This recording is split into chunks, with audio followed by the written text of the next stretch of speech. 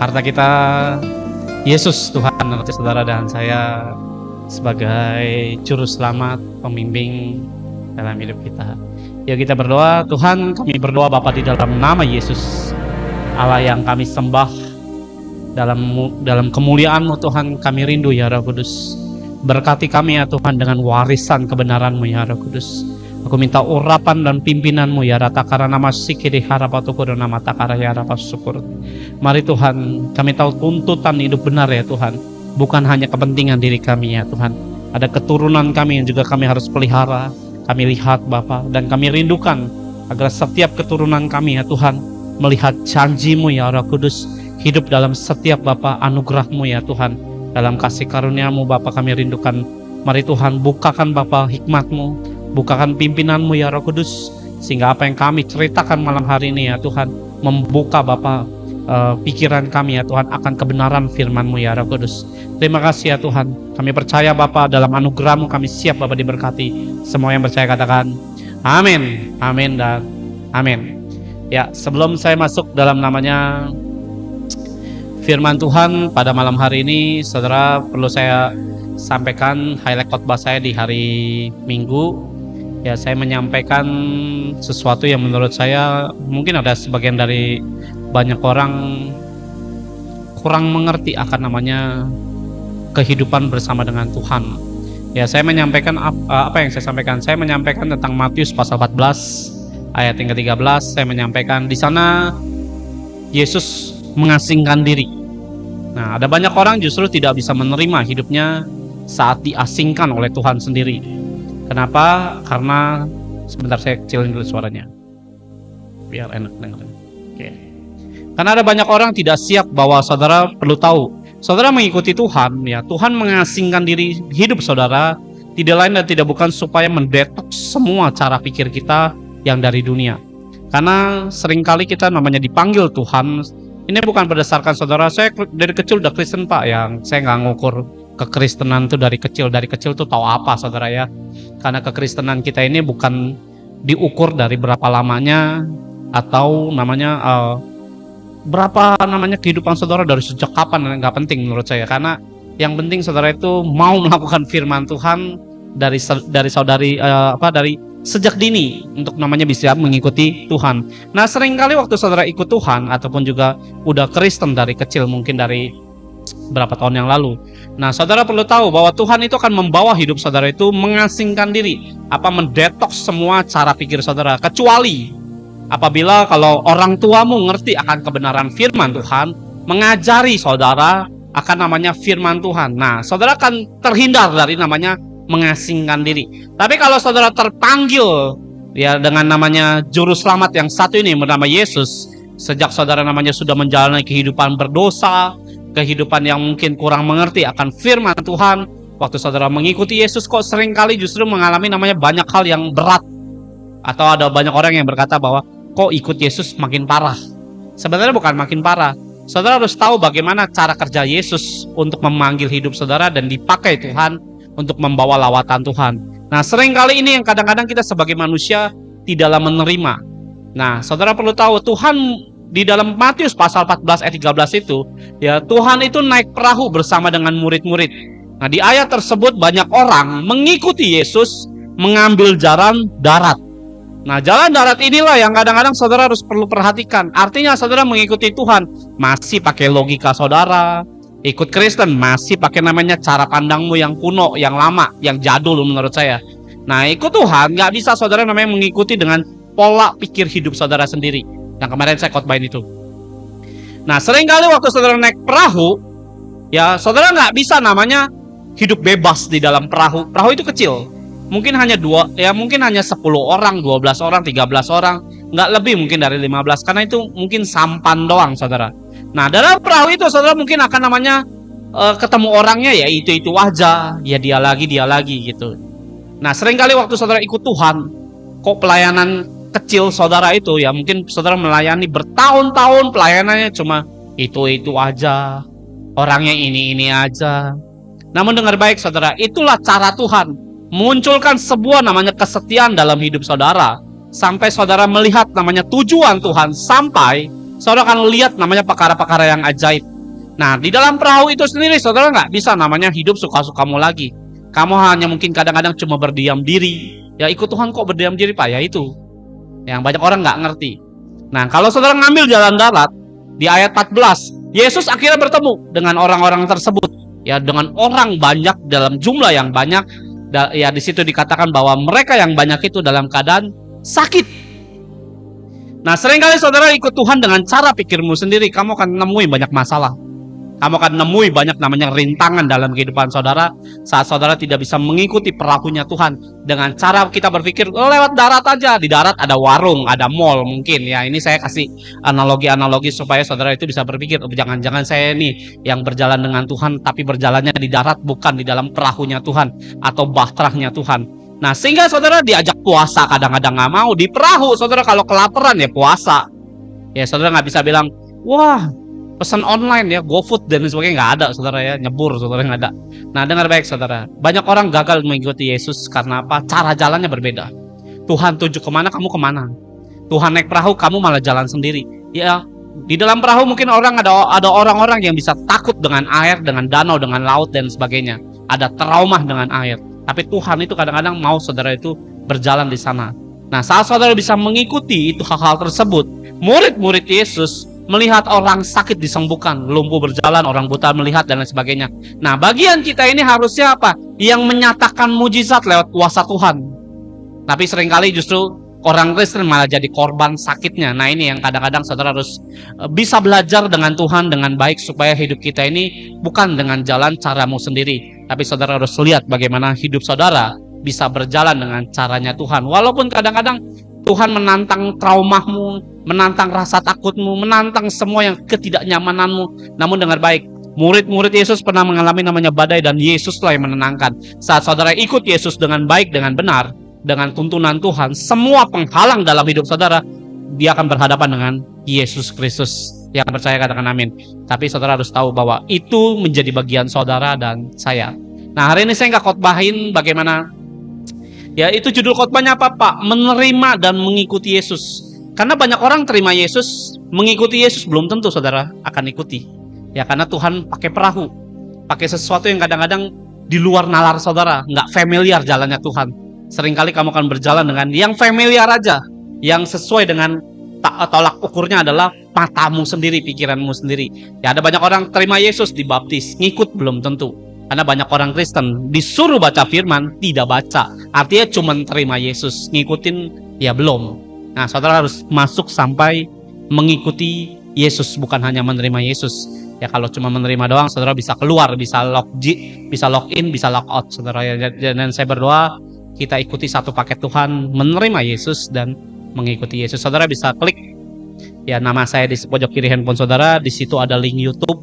Saudara klik langsung ke direct access ke aplikasi tersebut. Saudara bisa cari khotbah berjudul menerima dan mengikuti Tuhan Yesus. Itu khotbah saya di hari Minggu. Hari ini saya akan ngomongin tentang warisan kebenaran. Ya, saya sedikit mungkin akan saudara jangan akan nanti berpikir wah ini nggak benar dan sebagainya. Saya tahan dulu, sabar, dengerin sampai habis, baru saudara nanti mau putuskan mengikuti apa enggak, itu terserah saudara ya. Karena saya menyiapin firman ini sebenarnya udah berbulan-bulan karena nyari ayatnya yang susah saudara.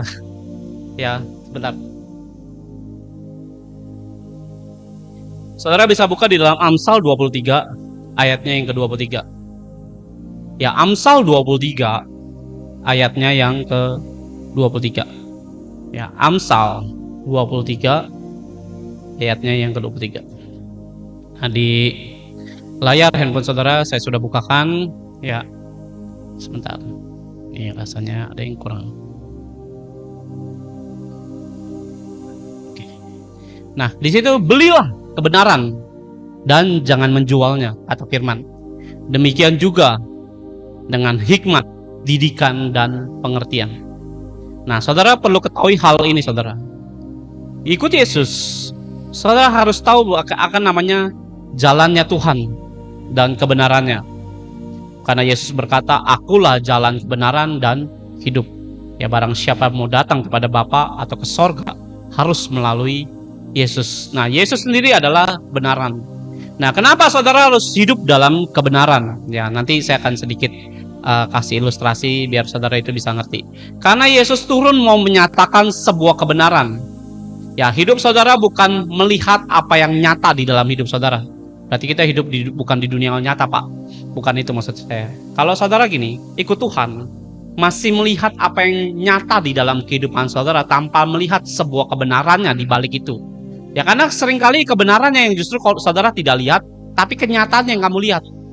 Ya, karena Tuhan mau menyatakan dalam bumi ini ataupun dunia ini kepada manusia bahwa dialah kebenaran. Nah, kenyataannya kita hidup dalam dosa. Kenyataannya ada banyak orang sakit. Kenyataannya banyak orang hidup miskin, susah, dan mengalami banyak penderitaan. Nah, Tuhan dalam kebaikan, dalam kasih-Nya turun dari sorga ke bumi. Ya, selain saudara akan punya pemahaman Dia menebus dosa, ya. Tapi ada satu yang saudara harus tahu. Tuhan membawa kebenaran dalam hidupnya dia untuk saudara dan saya. Ngapain, Pak? Membalikan semua kenyataan ini digantikan dengan kebenaran. Karena kebenaran di atas kenyataan. Kalau saudara nggak bisa lihat kebenaran ini di dalam kehidupan saudara sebagai orang Kristen, kamu akan rugi begitu luar biasa ruginya. Kenapa, Pak? Karena menurut saya ada banyak warisan Tuhan yang Tuhan nyatakan dalam kebenarannya supaya saudara miliki. Ya, Bartomeus, kenyataannya dia buta. Ya, 12 tahun wanita 12 tahun pendarahan. Kenyataannya begitu. Ada 10 orang kusta. Kenyataannya dia kena kusta. Ada lagi orang yang 38 tahun lumpuh. Ya, di kolam Bethesda. Ada lagi Lazarus mati dalam kenyataannya. Tapi lihat kebenaran Tuhan muncul. Bartomeus yang mengalami kebutaan melihat. Kenapa? Karena kebenaran sanggup namanya mencelikan mata yang buta. Ya, kebenaran Tuhan sanggup namanya yang lumpuh bisa berjalan. Kebenaran Tuhan yang mati bisa dibangkitkan. Ada amin, saudara. Nah, bagaimana kebenaran ini saudara melihat? Jangan saudara hanya berpikir bahwa kenyataannya saya berhutang. Ya, hidupi kebenarannya dulu. Jangan saudara langsung minta Tuhan. Nah, kalau saudara minta namanya Tuhan tolong saudara, artinya saudara nggak hidup dalam kebenaran. Saudara cuma pengen nikmati kebenaran. Ya, di sini yang ngerti katakan amin. Nah, kayak 10 orang kusta. Ya, waktu Yesus ataupun pribadi dia adalah akulah jalan kebenaran, kata Tuhan. Ya, kata Yesus, bukan saya. Ya, Yesus bilang, akulah jalan kebenaran. 10 orang kusta itu panggil Yesus. Tolong aku, misalnya gitu ya. Sembuhkanlah aku dari kusta ini. Dan dalam kebenaran Tuhan, Tuhan sembuhkan mereka. Nah, 10 orang kusta itu 9 pergi, 1 kembali. Artinya 9 orang itu cuma pengen menikmati namanya kebenaran Tuhan ataupun juga mujizat Tuhan. Cuma pengen nikmati. Mau hidup benar nggak? Yang balik cuma 1. Yang mau hidup benar tuh cuma 1. Sisanya tidak mau. Nah, saya nggak tahu saudara itu jadi orang Kristen yang modelnya cuma mau nikmati hidup kebenarannya Tuhan atau dalam pribadi Yesus. Saudara cuma pengen serp namanya mujizatnya dia. Habis itu saudara hidup seperti 9 orang kusta, suka-suka saudara sendiri.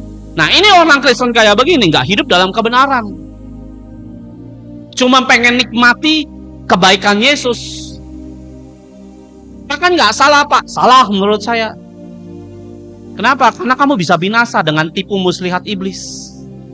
Kamu akan celaka kalau kamu nggak hidup nempel dalam kebenaran Tuhan. Nah, inilah yang membuat orang Kristen kena masalah, balik kena masalah, balik kena masalah, balik kena masalah, balik kena masalah. Ya, saya ulangin ya. Kalau kamu nggak hidup dalam kebenaran, kamu akan kena masalah. Mungkin lewat, kena lagi. Mungkin lewat, kena lagi. Dan banyak orang Kristen bilang, saya diizinkan Tuhan. Saya kemarin sampaikan khotbah dalam Mazmur 91 ayat yang ke-10. Tuh ya, malapetaka tidak akan menimpa orang benar. Bahkan. Ya, kalau saudara bilang, saya diizinkan masalah hutang, penyakit, kematian, dan sebagainya. Dan saudara berpikir itu daripada Tuhan, bertentangan dengan ayat Mazmur itu. Dan saya lebih percaya firman Tuhan daripada mulut manusia. Yang percaya katakan amin, saudara. Mazmurnya bilang, ya, malapetaka tidak akan menimpa kita. Sebab malaikat-malaikatnya akan diperintahkan kepada kita untuk menjaga kita. Nah, ada banyak orang berpikir bahwa saya mengalami malapetaka ini daripada Tuhan. Nuduh Tuhan. Udah hidup nggak bener, udah hidup jarang gereja, doa juga males, baca Alkitab boro-boro, terus nuduh Tuhan. Ini kurang ajar sebenarnya. Nah, saya berdoa kita ini bukan orang Kristen yang mengucapkan hal-hal tersebut. kepada Tuhan kita. Ya, di dalam kita sering dengar di Yeremia 29, rancangan Tuhan damai sejahtera. Roma 8 ayat 28, Tuhan bilang aku turut bekerja mendatangkan kebaikan bukan keburukan. Tapi seringkali kalau kita mengalami keburukan, nyalahinnya siapa? Yesus. Dan ada orang murtad, pindah agama. Kenapa? Nggak ditolong Tuhan. Kenapa? Cuman pengen menikmati kebenaran Tuhan tanpa hidup dalam kebenaran. Bedain ya. Kalau nikmati sama hidup dalam kebenaran, itu beda. Contoh, saya kasih perumpamaan. Misalnya saudara kerja. Ya, gaji, contoh misalnya 10 juta lah. Ya, gajimu 10 juta. Saya nih datang nggak kerja. Ya, saya pengangguran. Nah, saudara kerja dengan susah payah, dapat gaji sebulan 10 juta. Saya datang, duit lu kasih gue ya. Gue juga pengen menikmati gajimu. Lu keluar negeri kan, pakai uang gajimu itu yang udah dikumpulin mungkin dari beberapa bulan atau udah 1 tahun mungkin. Ya, kita blokir satu manusia aneh dulu ya. Nah, dengerin aja ya Ancis ya. Ancis dengerin aja firman Tuhan lebih. Jangan komentar-komentarmu merusak. Ya. Nah, misalnya saudara udah kumpulin, bayarin gua dong juga keluar negeri. Gitu, misalnya kayak gitu. Tanpa susah payah. Saudara mau bayarin saya nggak? Misalnya kita ke Amerika gitu. Ya, tiketnya mungkin 20-30 juta. Mau nggak saudara bayarin saya? Yang antah barantah ini dari mana? Kenal juga enggak. Kenal cuma dari TikTok. Nggak tahu siapa saya. Modelnya kayak apa. Betul ya saudara ya? Nah, kalau saudara punya gaji segitu, dikumpulin selama 1 tahun. Ya mungkin punya uang mungkin punya uang 70 juta dan sebagainya. Saudara bayarin saya, mau nggak? Saya nggak kerja loh. Saya pengangguran. Nah, artinya saya cuma pengen nebeng nikmatin berkatmu atau tabunganmu. Kalau saya misalnya mau hidup dalam namanya kebenaran, harusnya saya juga ikut nabung, bukan nebeng kamu. Kamu yang kerja susah payah, kamu yang namanya punya berkat, dan saya hidup cuma ongkang-ongkang ya, dan santai-santai aja. Dan waktu saudara bilang, woi gue mau ke luar negeri nih, ikut dong saya dong, bayarin saya ya. Nah, artinya saya cuma pengen namanya nikmati dulu.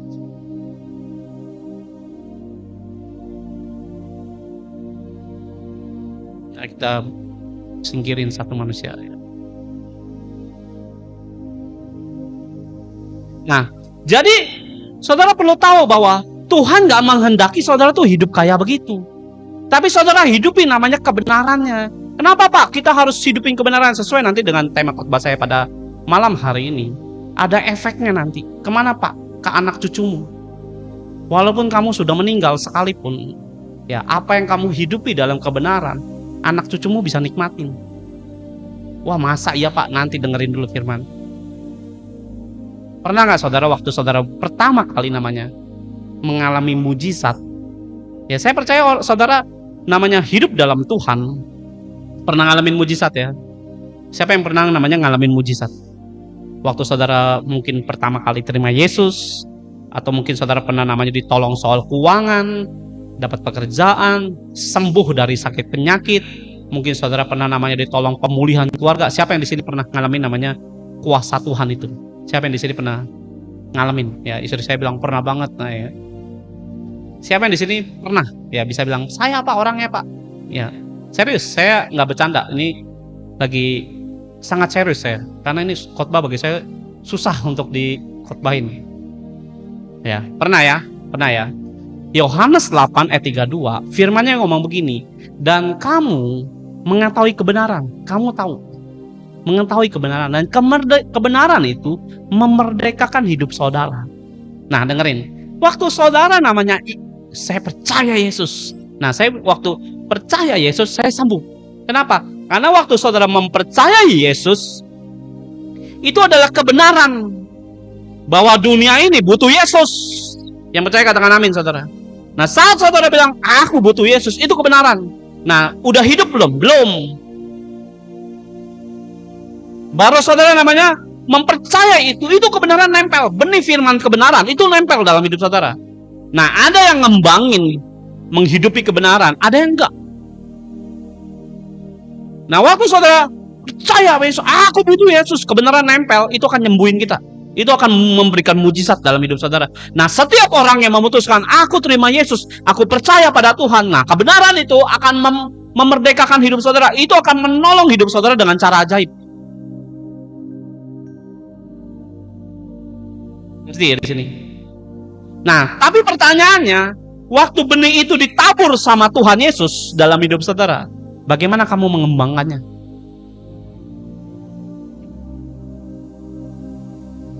Bagaimana kamu akan menghidupinya?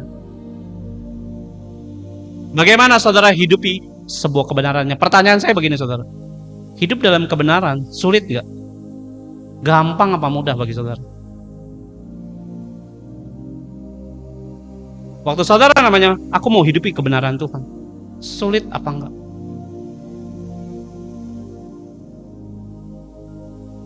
Nah, kenapa Pak kita harus hidup dalam kebenaran? Dengar baik saudara, ada banyak orang Kristen tidak menyadari hal ini. Betul, sulit. Hidupi kebenaran Tuhan gampang gak? Sulit jujur aja. Kamu digampar pipi kanan, kasih pipi kiri. Kamu ditipu orang, harus ngampunin. Relakanlah hartamu yang hilang ditipu orang. Gampang gak? Sakit. Kamu diselingkuhi suami, diselingkuhi istri, dihianatin orang, suruh namanya memberkati orang-orang kayak gitu. Sulit gak? Sulit. Gak gampang. Kalau saudara bilang gampang Pak, munafik itu yang ada. Jujur ya susah. Saat saudara namanya udah gak ada pengharapan, kita harus berdoa. Tiap hari disuruh doa, suruh baca firman. Ngeciri orang hidup dalam kebenaran itu begitu. Kita harus namanya terus melakukan hubungan dengan Tuhan yang tidak terlihat itu. Sulit gak? Sulit. Ya saat saudara misalnya mengalami namanya sesuatu yang buruk, kena sakit penyakit, kadang-kadang kita ngelihat orang yang hidupnya berdosa, kok dia enak. Kita yang hidup dalam Kristen, yang takut Tuhan, yang belajar akan namanya kebenaran Tuhan, kadang-kadang kok merasa kayak Tuhan tidak adil. Betul ya? Kok gak enak? Susah ya? Nah itu hidup dalam kebenaran. Dan gak banyak orang Kristen hidup dalam kebenaran. Nah kadang banyak kan orang Kristen bilang begini, kenapa ya mereka gak takut Tuhan kok? Hidupnya enak-enak aja. Roh Kudus ngomong sama saya bagus sekali. Ini belum pernah saya khotbahin, tapi saya ceritain aja sama saudara. Ya ibaratnya bocoran aja. Kenapa? Karena iblis itu penipu. Dia lagi bikin kamuflase kehidupan orang yang tidak takut Tuhan. Hidupnya kok enak, berhasil, ya gampang, mudah, bebas dan sebagainya. Dia lagi bikin hidup kamuflase supaya kamu ikut-ikutan dalam kamuflasenya iblis. Roh Kudus ngomong itu sama saya. Saya pikir betul juga. Iblis itu penipu. Dia bikin gambaran palsu supaya kamu ikut-ikutan dan jatuh dalam dosa. Karena kebenarannya, kamu gak akan selamat kalau hidup kayak begitu. Ada banyak ayat yang menyatakan orang fasik akan binasa. Ya jadi dengerin saudara, saya gak tahu saudara butuh apa dalam hidup saudara untuk meminta pertolongan Tuhan saat ini. Kalau saudara gak munculin kebenaran dalam hidup saudara, saudara gak akan lihat namanya mujizat Tuhan. Ya kemarin saya pernah khotbahin ini dalam Ayub 42 ayat yang 6. Ya saya bukain dulu sedikit. Ayub 42 ayat yang ke-6. Saya belum masuk khotbah saya saudara, masih sedikit intermezzo dulu supaya pikiran saudara itu kebenaran itu apalagi saya lagi bawa traveling dulu saudara. Ya bukan traveling yang tidak benar, tapi benar gitu. Supaya saudara tahu kebenaran itu apa, segala macam. Nanti di akhir khotbahnya baru saya akan ngomongin apa itu warisan kebenaran. Kenapa kita harus hidupi kebenaran? Bagaimana anak cucumu akan hidup dalam kebenaran? Nanti saya akan ceritain. Oleh sebab itu aku mencabut perkataanku dan dengan menyesal aku duduk dalam debu dan abu. Nah dengerin saudara. Kemarin saya menyampaikan kebenaran tuh begini. Kenapa kita harus hidup dalam kebenaran? Supaya dibela Tuhan. Karena Mazmur 1 ayat yang ke-6, Tuhan mengerti jalan orang benar, tapi orang fasik tidak dijawab doanya. Kenapa? Kadang-kadang saudara perlu tahu hal-hal yang seperti ini.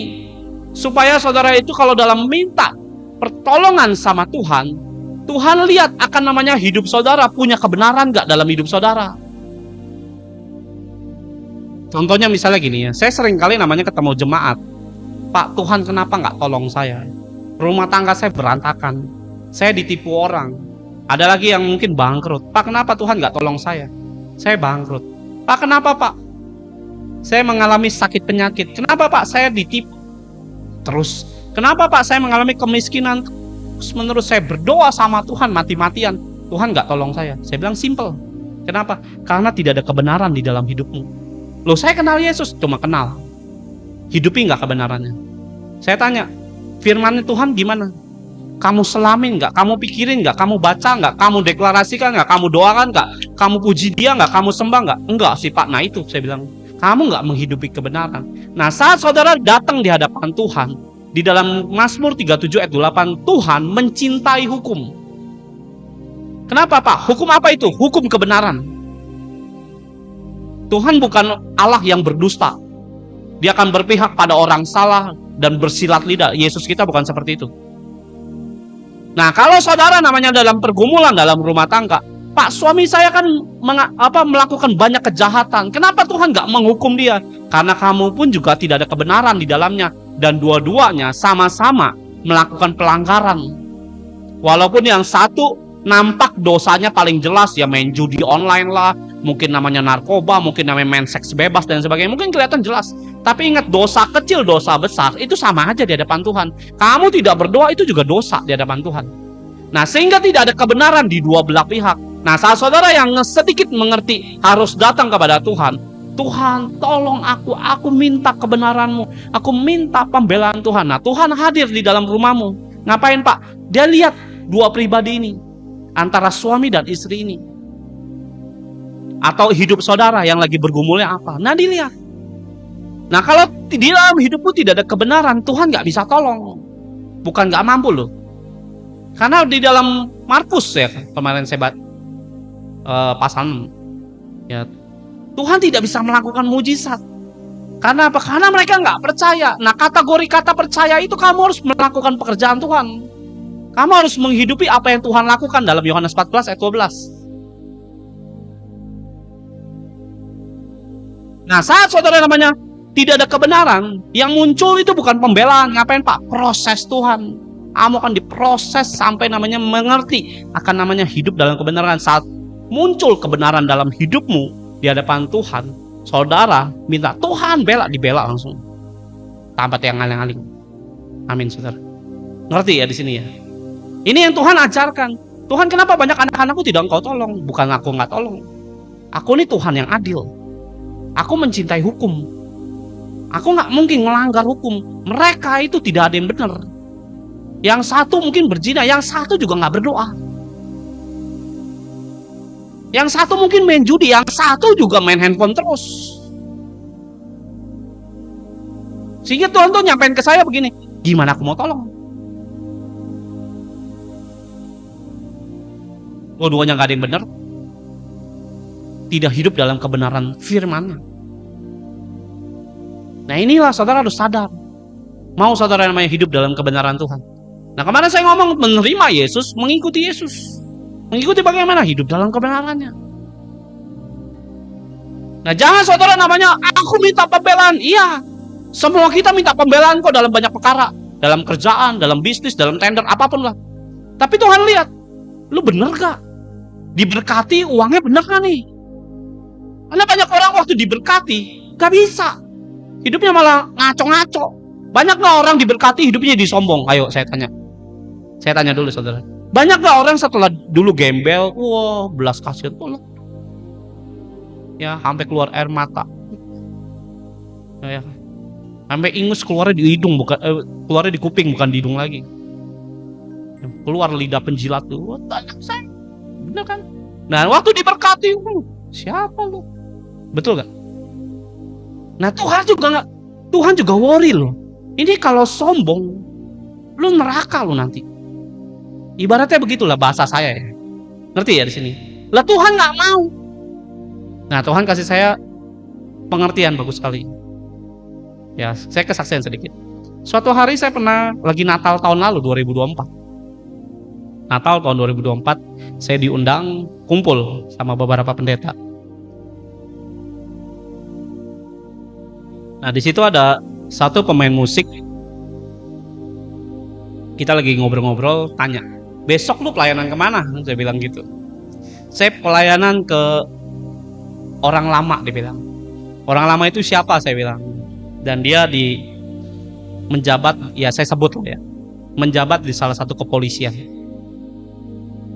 Menjabat di sana, dan dia udah 1 tahun tidak naik jabatan.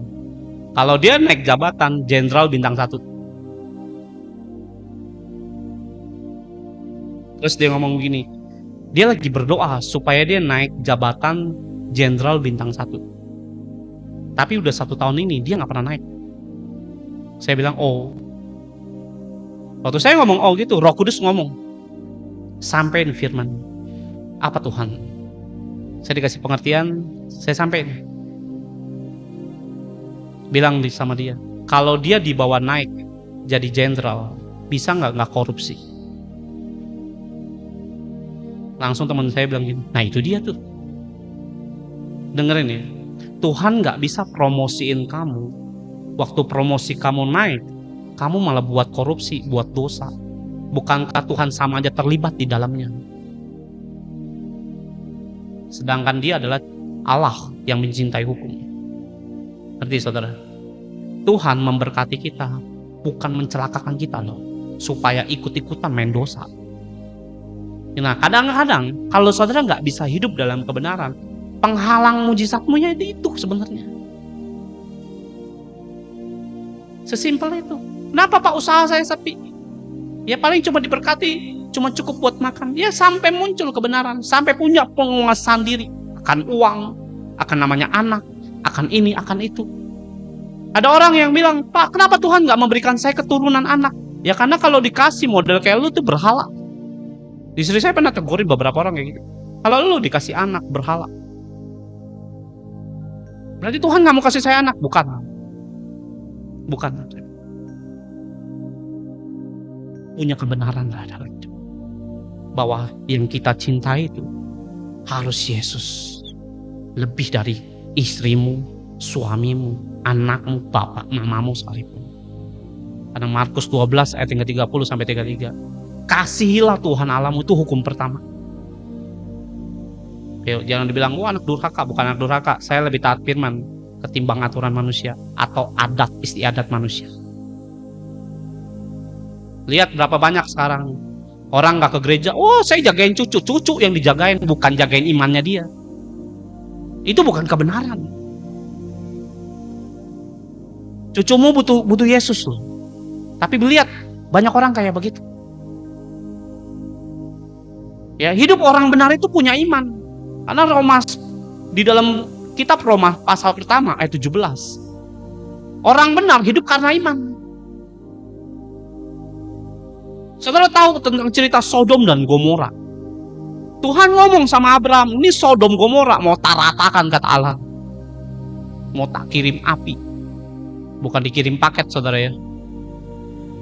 Dikirim paket sih, cuma paketannya api saudara dari sorga. Allah bilang kepada Abraham, ini Sodom Gomora, ya Kejadian pasal 18, mau tak ratakan. Abraham ngomong apa? Masakan orang benar, ada 50 orang benar di kota Sodom Gomora, masa engkau sama-samakan sama orang berdosa? Terus Allah bilang, kalau ditemukan 50 orang benar, aku akan ampuni Sodom Gomora. Ya. Dan Abraham tawar sampai 10 orang benar.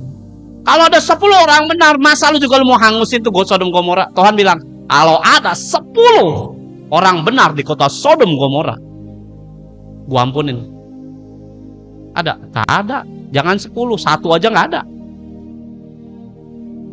Jangan 10, 1 aja gak ada. Yang ditolong, Alkitab mencatat Lot doang yang dibawa keluar. Itu pun karena hubungan Abraham. Kalau gak ada Abraham, mati juga tuh Lot.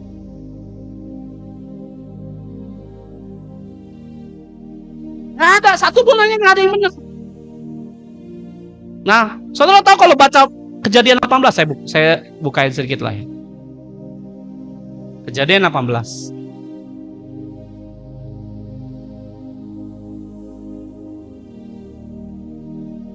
Ayatnya yang ke-20 ya. Ya, sesudah itu berfirmanlah Tuhan, sesungguhnya banyak keluh kesah orang Sodom. Jadi orang Sodom berkeluh kesah kepada Allah. Kenapa? Karena banyak perzinahan, banyak kecurangan, banyak kekejian, banyak kekejaman di mana di kota Sodom dan Gomora. Dengerin, ya Roh Kudus tadi baru sampein bagus sekali. Kamu berpikir yang keluh kesah ini selamat? Nggak selamat. Yang ngadu sama Tuhan, Tuhan kota ini kok sadis, hidupnya jahat, hidupnya mengerikan. Yang ngeluh, tidak ada kebenaran, diratain semua sama Tuhan. Saya pikir ya juga. Makanya kalau saudara bilang, aku pengen selamat Pak, hiduplah benar di depan Tuhan. Bukan pakai kebenaran diri sendiri. Punya utang, wah alasannya banyak. Wah ya kan saya butuhnya gini. Itu bukan kebenaran, itu kebenaran dirimu sendiri. Yaitu validasi hidupmu sendiri. Di dalam Roma 10 ayatnya yang kedua dan ketiga berkata, ya jangan punya kebenaran dirimu sendiri. Kebenarannya harus datang dari firman. Pak saya disakitin, kebenarannya kamu harus ngampunin. Saya nggak mau Pak, ngampunin Pak. Ya nanti kamu akan terima akibatnya sendiri. Tuhan nyuruh kita begitu bukan karena dia pengen perintahin kita kayak robot, tapi demi kebaikan kita. Makanya dibilang rancanganku damai sejahtera. Aku turut bekerja mendatangkan kebaikan. Kenapa kalau Tuhan suruh kayak begitu? Walaupun di awalnya kita nggak make sense dengan pikiran kita, ujungnya supaya kamu dan saya itu hidup baik. Amin saudara. Tapi kadang-kadang kita dibawa kebenaran Tuhan, kayak komplain terus. Tuhan, kenapa orang jahat hidupnya enak? Itu kamuflase iblis. Ya, saya baru mau masuk khotbah saya. Coba saudara buka dalam 2 Raja-Raja 2 ayatnya yang ke 12 lah, 14 lah langsung lah ya.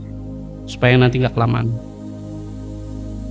Kenapa Pak kita harus hidup dalam kebenaran? Dengerin. Ya, saya kasih sedikit pesan Tuhan. Waktu hidupmu dalam kebenaran Tuhan, sekalipun kamu sudah mati, kebenaran itu nggak bisa mati. Kenapa? Dia akan mewarisi anak cucumu. Saya kasih ilustrasi di dalam 2 Raja-Raja. Saya siapin ini firman udah berbulan-bulan. Kenapa? Nyari Tuhan. Orang mati itu punya warisan gak sih? Saya tanyanya begitu loh saudara. Saya bukan ngomongin warisan harta, bukan ngomongan itu. Kalau itu kamu udah ngerti lah. Ya papa saya punya uang 1 miliar diwariskan ke saya, itu kamu udah ngerti. Saya tanya itu warisan rohani itu apa ada? Andai kata saya nih mati gitu ya. Seandainya saya punya keturunan, anak, apakah mereka akan nikmati semua namanya warisan kebenaran saya gitu, yang saya hidupi di dalam saya sebagai manusia? Dan Tuhan ngomong ada. Kalau ada, saya bilang kasih dong ayatnya supaya saya ngerti dan bisa nyampaikan ke jemaat bahwa kita ini harus hidup dalam kebenaran. Kenapa hidup dalam kebenaran itu sulit? Ternyata berkatnya sampai ke keturunan kita dan gak akan berakhir.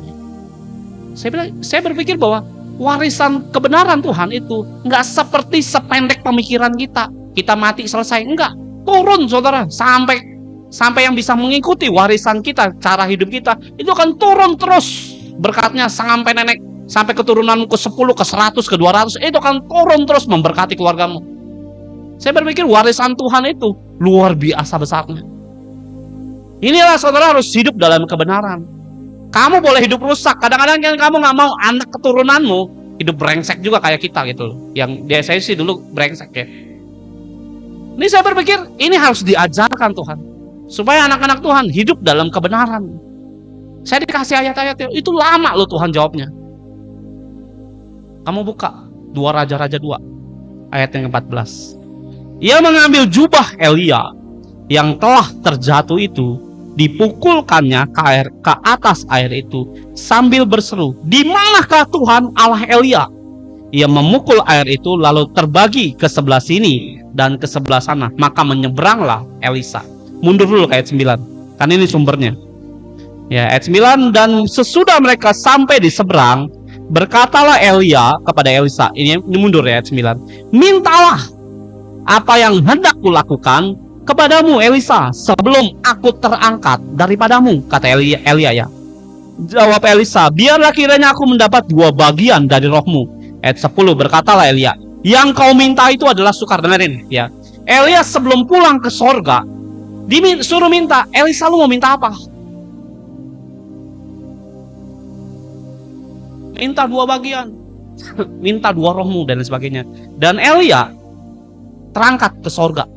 Kalau saudara baca ayat 11, 12, 13. Terangkat ke sorga, jubahnya jatuh. Dan waktu dia harus nyebrang sungai Yordan, Elisa ngambil jubahnya Elia. Di manakah Allah Israel atau Allahnya Elia? Dibelah sebelah. Dengerin saudara. Kalau hidupmu dalam kebenaran Tuhan, warisan berkat Tuhan itu turun walaupun udah dipanggil pulang. Dari sini ngerti ya? Ini warisan rohaninya turun ke Elisa. Walaupun Elia, ya tanda kutip ya, dia dipanggil pulang ke sorga. Kita mungkin mati pulang ke sorga. Tapi warisan rohnya itu nggak berhenti. Turun terus di Elisa. Nah, dengerin, saya dulu bukan orang Kristen. Ini saudara udah banyak yang tahu. Saya orang yang penyembah berhala, beragama Buddha.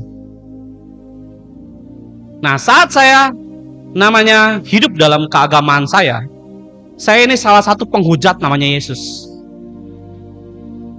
Orangnya saya. Ya, saya ngakuin saudara ya. Kenapa saya hidup dalam tidak kebenaran? Nah, suatu hari saya diceritakan sama mama saya. Mama saya ngomong begini. Kamu tahu, kamu punya nenek itu Kristen, bukan Buddha. Saya ulangin ya. Mama saya bilang begini, kamu punya nenek saya itu hidup bukan orang Buddha, tapi orang Kristen Tuhan. Saya langsung traveling. Oh, dengerin, kebenaranmu akan mewarisi anak cucumu. Saya ini cucunya. Saya nggak kenal nenek saya itu siapa, karena beliau meninggal muda. Saya nggak kenal beliau. Ya, nenek saya itu modelnya kayak apa, tampangnya kayak apa, saya nggak pernah lihat. Karena waktu saya masih kecil, beliau katanya sudah meninggal. Dan mama saya menceritakan siapa nenek saya. Dan dengar Ben, ini benih yang di nenek saya, turunnya ke saya. Nah, kebenaran Tuhan itu turun sampai ke anak cucumu. Nah, kenapa saudara harus hidup dalam kebenaran Tuhan? Karena kebenaran Tuhan ini nggak akan berhenti, terus mengalir. Terus nggak akan berhenti.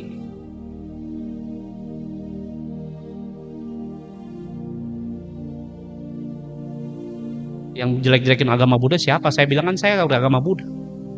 Nah, memang saya sebutin apa ya? Sampai saudara bilang, nih siapa nih Herlina ini? Kupingmu bermasalah nggak? Saya bilang saya dulu beragama Buddha, bukan orang Kristen. Saya ini dulu penghujat saya nggak bilang agama itu ngujat Yesus, gimana sih ini? Nah, kebenaran firman itu turun kemana? Nah, saya bawa benih Tuhan ini. Saya angkat. Keluarga saya semua Buddha. Mama saya semua. Bawa di hadapan Tuhan. Tuhan, jamah semua keluargaku. Terima engkau. Benih yang dari nenek saya turun ke saya. Ya, karena saya dipanggil Tuhan berkali-kali, saya nolak. Dari saya kecil dipanggil, saya nggak mau. Saya pernah dilawat Tuhan, nangis. Saya juga waktu itu nggak ngerti kenapa saya tuh nangis dilawat Tuhan, nggak ngerti. Saya orang yang paling gengsi namanya nangis. Tapi waktu saya datang ke gereja, agama saya belum berubah, masih beragama itu, masih beragama Buddha. Waktu saya datang ke gereja, saya nggak tahu lah itu lagi ada cara penyembahan. Tiba-tiba saya nangis begitu kayak anak kecil, saudara, nangis kenceng banget. Saya juga nggak ngerti kenapa saya nangis. Tapi hari ini saya mengerti apa kebenaran dari nenek saya itu yang dihidupi. Nenek saya itu takut Tuhan. Turunnya mana? Saya cerita, istri saya punya kakek setiap hari itu baca Alkitab. Ini istri saya punya kakek, tiap hari baca firman. Ya, jadi dia kalau keluar rumah buka Alkitab. Ya, dia pergi, balik lagi, buka Alkitab lagi. Bacanya dikit-dikit, saudara. Saya diceritain istri saya. Dia dulu sembunyiin Alkitab kakeknya. Nah, itu kurang ajar tuh dia. Bagus nggak dikutuk dia. Di istri saya cerita, dulu waktu saya kecil, kakek saya suka baca firman, saya umpetin Alkitabnya. Waduh, untung Tuhan tuh baik sih. Ya, kalau nggak dikutuk saudara, nggak saudara bercanda, Tuhan tuh baik. Diumpetin sama dia. Dia cerita sama saya, nyesel saya ngelakuin itu. Kenapa? Ternyata ini kebenaran firman. Dulu gue nggak ngerti, masih kecil, suka ngumpetin. Untung Alkitab saya nggak diumpetin sama dia, saudara. Ya, dan dengerin, itu kakek dari istri saya ngedoain semua anak cucunya, mantunya, semua didoain setiap pagi. Mau tiap pagi buka TikTok kan apa enggak, saya nggak ngerti. Dia tiap pagi buka, tiap hari buka Alkitab, ngapain? Doain semua anak cucunya, mantu-mantunya semua didoain semua, didoain. Saudara tahu hari ini keluarga istri saya rata-rata pendeta, rata-rata hamba Tuhan. Saya yang ibaratnya mantu ikutan jadi hamba Tuhan. Kenapa? Warisan kebenaran orang benar itu turun anak cucu, itu betul. Nah, kalau saudara berpikir bahwa kebenaran Tuhan enggak, ya sudahlah, buat hidup kita yang penting kita selamat, enggak, kamu akan salah berpikir kayak begitu. Itu akan turun semua, Tuhan akan tumbuhkan semua benih di dalam keluargamu. Yang percaya katakan amin, saudara. Nah, jadi kalau bilang, Pak, susah Pak hidup dalam kebenaran, saya tahu. Tapi ingat, besarnya berkat Tuhan itu enggak terhingga, saudara. Unlimited. Unlimited. Coba buka namanya Yesaya. Saya berpikir, wah ini luar biasa, Tuhan tuh dahsyat.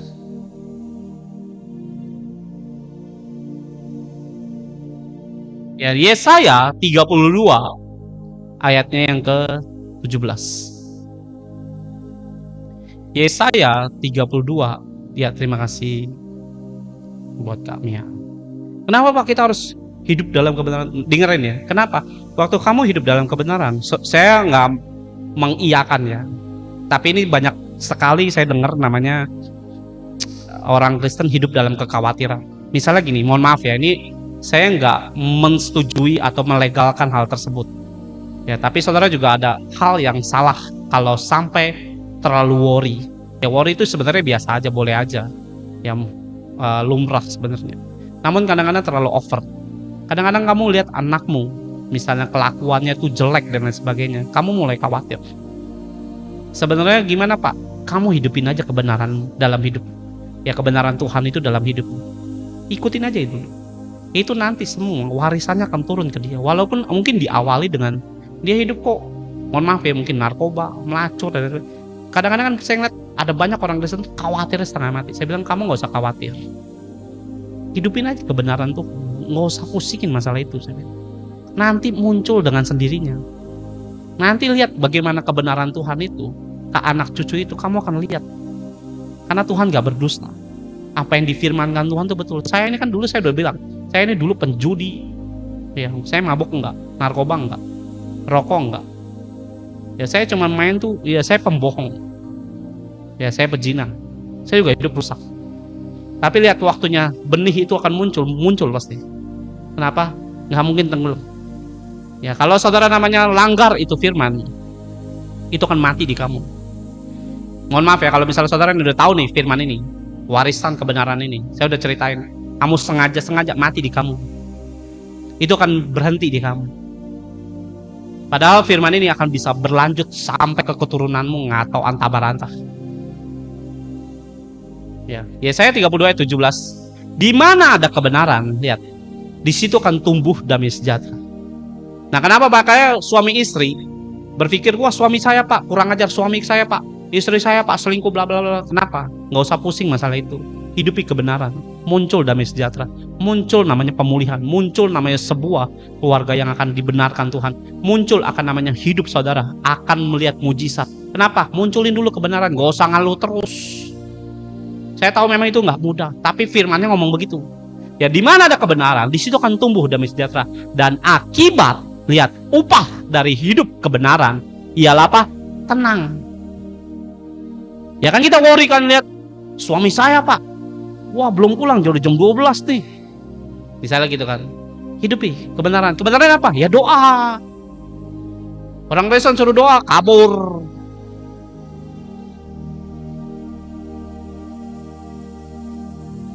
Ya, nggak usah ngomong Tuhan pasti, nggak usah ngomongin pasti Tuhan.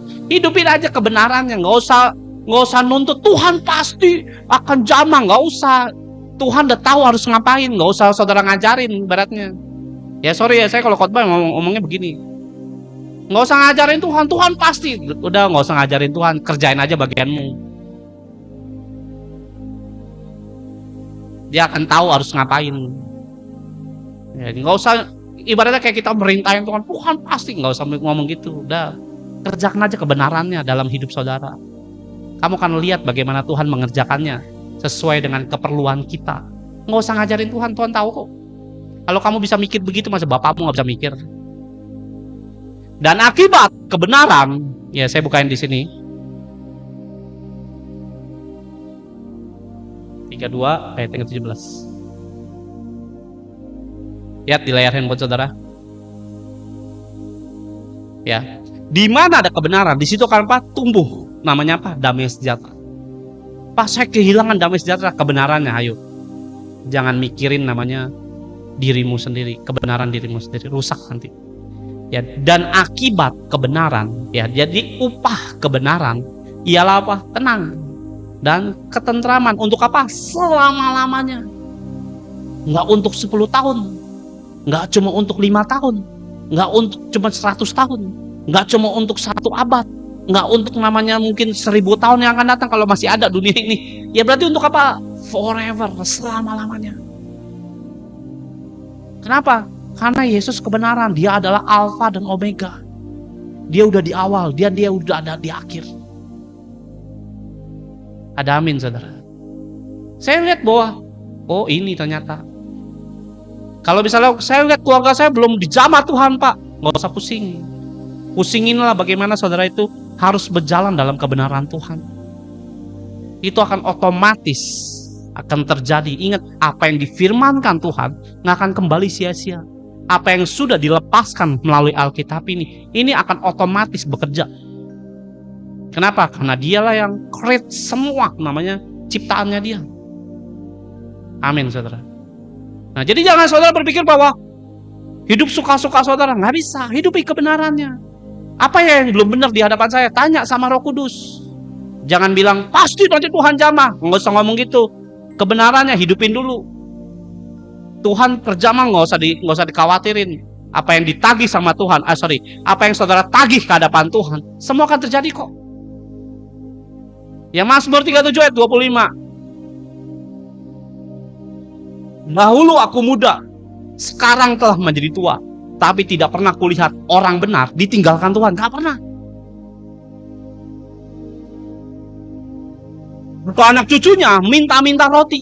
Artinya apa? Semua pekerjaan dalam tangan anak cucu saudara akan diberkati juga. Tiap hari ia menaruh belas kasihan dan memberi pinjaman. Artinya apa? Kamu akan lihat bagaimana orang investasi dalam pekerjaan tanganmu saat ada kebenaran dalam hidup saudara. Loh ini loh yang kita kan cuma ngomongkan anak cucu minta-minta tidak minta roti-roti, cuma kayak gitu kan. Tiap hari ia menaruh belas kasihan dan memberi apa? Pinjaman. Ada orang bisa invest dalam hidup saudara. Saya pernah ngalamin. Dan anak cucunya menjadi berkat. Artinya apa? Kenabur. Jauhilah yang jahat, lakukanlah yang baik, maka engkau akan tetap tinggal untuk selama-lamanya. Sebab Tuhan mencintai hukum, dan Ia tidak akan meninggalkan orang-orang yang dikasihinya sampai selama-lamanya. Mereka akan terpelihara, tetapi anak cucu orang fasik akan dilenyapkan.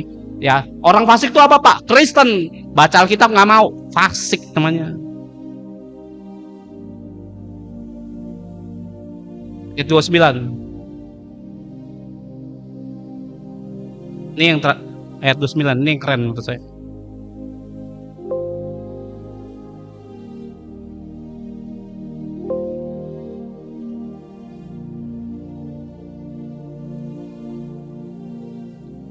Orang-orang benar akan mewarisi negeri dan tinggal di sana senantiasa.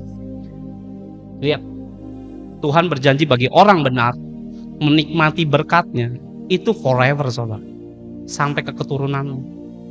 Contohnya siapa, Pak? Nah, ini bagus. Kalau saudara bisa berpikir kayak begitu, saudara bisa lihat di dalam 2 Samuel 7 ayatnya yang ke-18. 2 Samuel 7 ayat yang ke-18. Saudara mau anak cucu saudara diberkati? Warisin kebenaran. Saya lihat kayak kakek istri saya dan neneknya. Dia bilang itu orang takut Tuhan. Dia pernah dipenjara zaman Belanda. Di zaman Belanda dia dipenjara. Kenapa? Dia mau hidup jujur. Nah, istri saya punya kakek itu cerita. Zaman era itu dia bilang banyak orang itu pembohong. Walaupun Kristen tapi banyak bohong juga.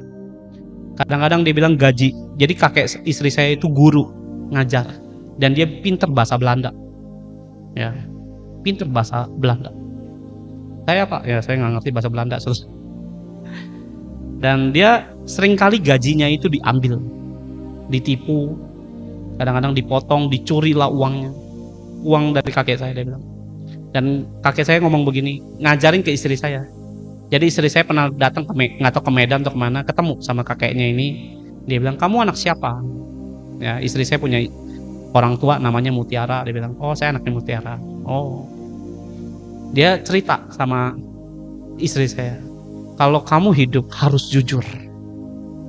Ini warisan. Istri saya tuh jujur. Dia bilang, kalau kamu hidup harus jujur. Tiba-tiba cerita, kamu tahu seangkatan kakek semua udah pada meninggal. Lihat anak cucu kakek, maksudnya istri saya punya orang tua, punya paman-paman, punya tante-tante. Tidak ada satupun yang hidupnya itu miskin, nggak ada. Nggak ada.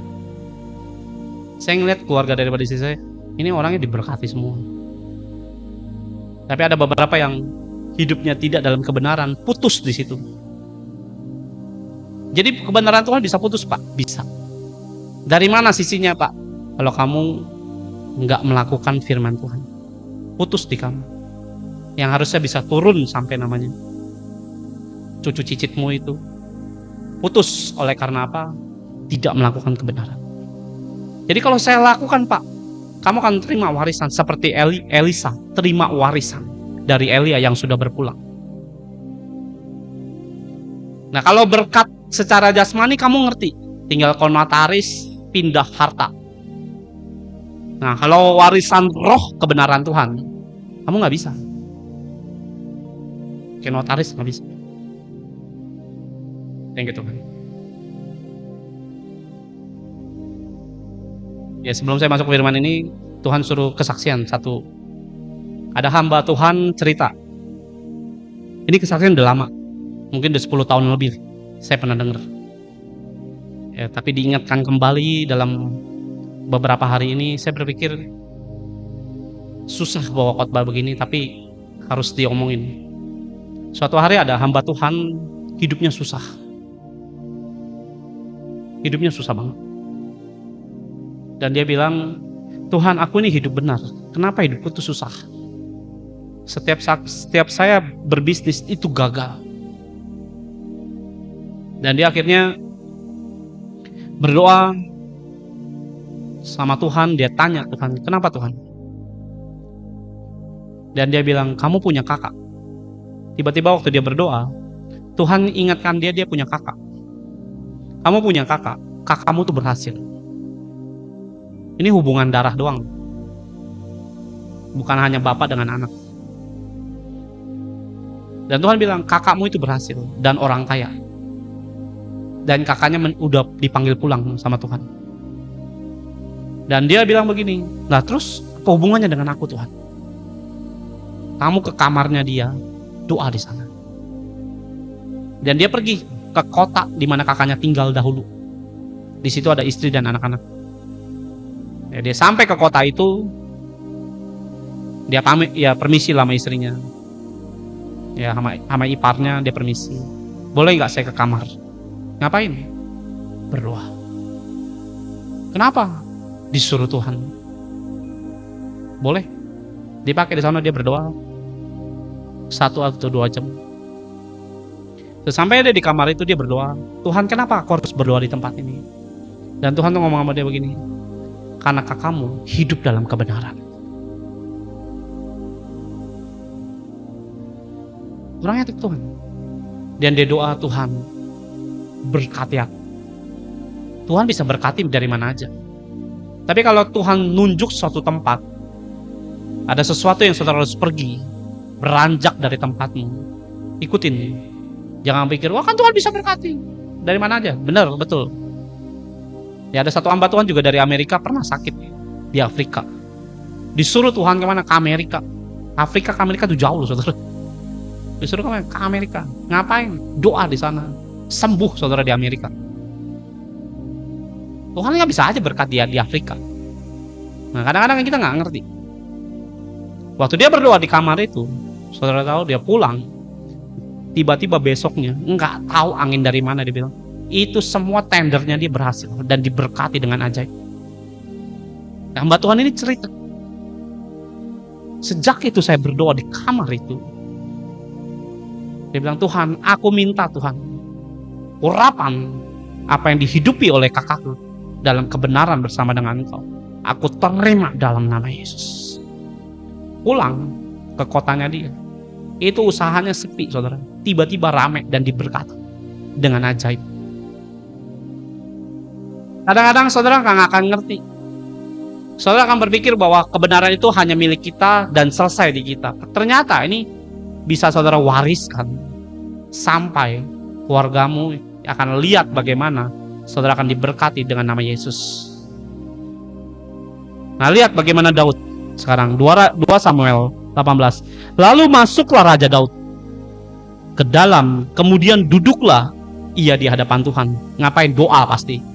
Di hadapan Tuhan goreng ya, sambil ibadah Pak, sambil tiktokan. Nah, itu kurang ajar saudara. Ya, kemarin saya diceritain.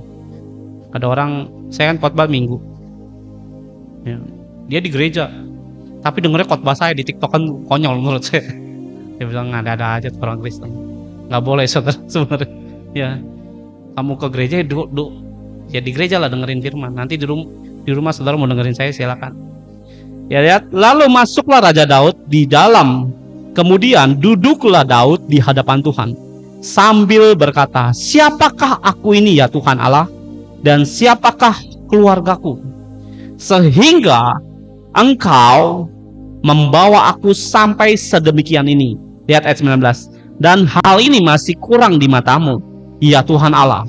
Sebab itu Engkau telah berfirman juga tentang keluarga hambamu ini dalam masa yang masih jauh, belum lahir, masih jauh, dan telah memperlihatkan kepadaku serentetan manusia yang akan datang.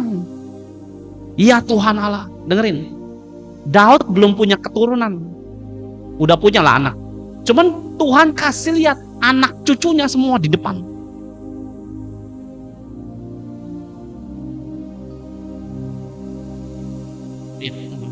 Lihat bagaimana Tuhan memperlihatkan anak cucunya Daud yang belum lahir loh, belum lahir. Serentetan manusia di depan, belum lahir.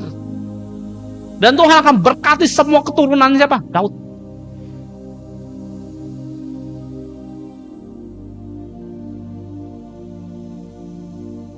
Saya berpikir bahwa ini loh yang kita harus pelajari.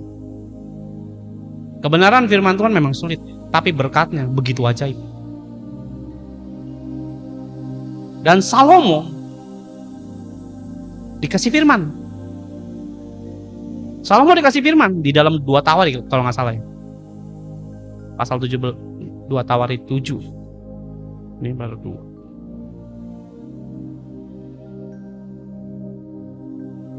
Saya buka di sini aja deh, biar cepat.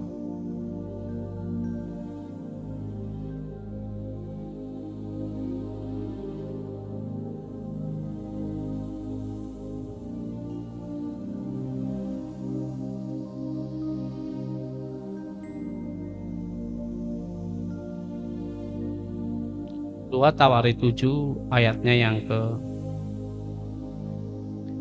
ayat 17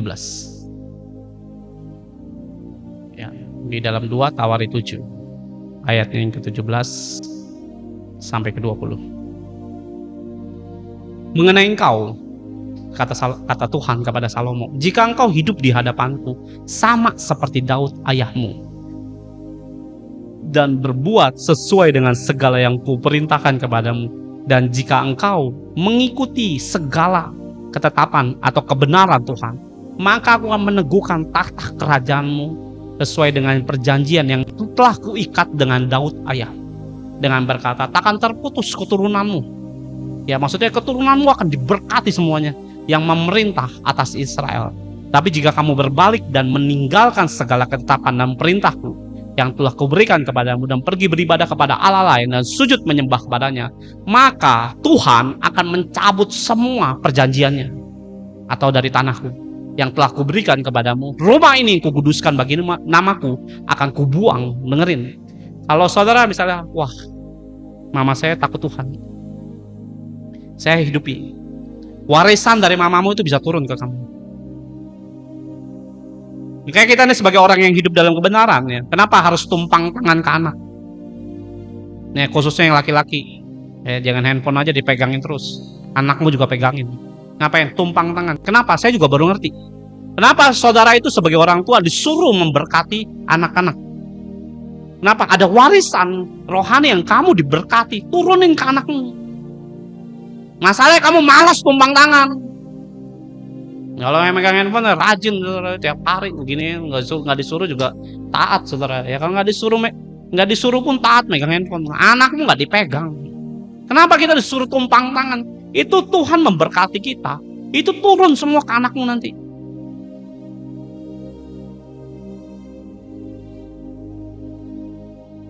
Nah, kalau berhenti di kamu, salahmu bukan salah Tuhan. Ayo mau lakuin apa enggak? Terserah kamu. Ya, di dalam 1 Raja-Raja 11 ayat 38. Dan jika engkau mendengarkan segala yang diperintahkan Tuhan kepadamu, hidup menurut jalan yang kutunjukkan dan melakukan apa yang benar di mata Tuhan, bukan matamu ya, di mata Tuhan, dengan tetap mengikuti segala ketetapan Tuhan dan perintahku seperti dilakukan oleh hambaku Daud, maka aku akan menyertai engkau. Lihat bagaimana Tuhan akan memberkati keturunanmu. Jadi kalau saudara bilang, Pak, saya rindu anak saya mau jadi apa, terserah saudara. Mau jadikan apa terserah. Saudara punya kerinduan, bawa di hadapan Tuhan. Saya rindu Pak, anak saya jadi pengacara, silakan. Yang penting jangan ngebela yang salah karena sogokan saudara. Salomo juga diingatkan Tuhan, kalau lu hidup benar, semua janji Tuhan gak akan putus. Sayangnya Salomo di akhir hidupnya nyembah berhala.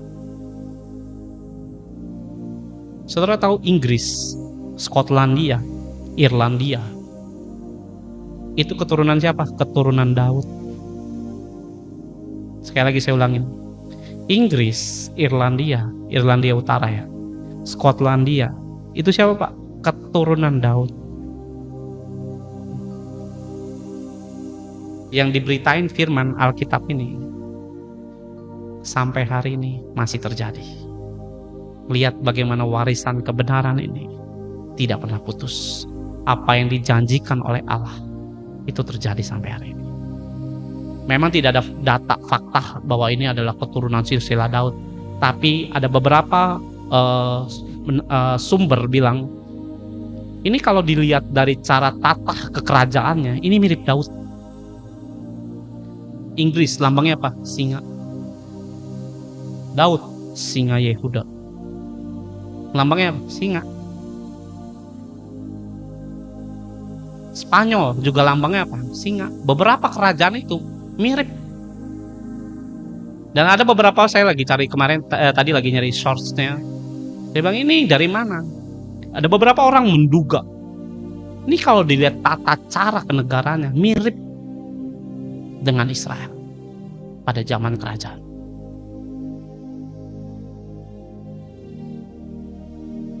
Lihat bagaimana firman Tuhan ini.